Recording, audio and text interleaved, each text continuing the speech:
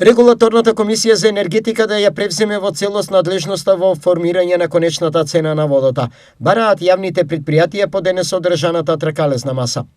Податоците покажуваат дека актуелниот начин на определување на цената е сложен, финансиски неодржлив, а услугата не соодветна поради што загубите на вода на национално ниво се искачија на 64%, стои во соопштението од регулаторна. Регулаторната комисија за енергетика подолго време алармира дека сегашниот начин на утврдување на цена е неефикасен, се доведува во прашање квалитетот на услугата, дефектите се зголемуваат, а јавните комунални предпријатија се борат за ликвидност. Изјави Лирим Сулемани, заменик председател на Регулаторната комисија за енергетика.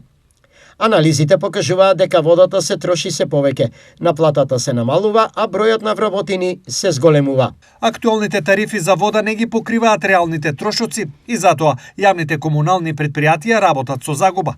Поопштините се приморани да ги субвенционираат.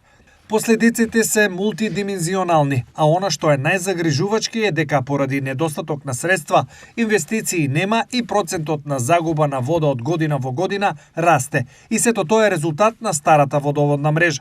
Стои во анализата на регулаторна.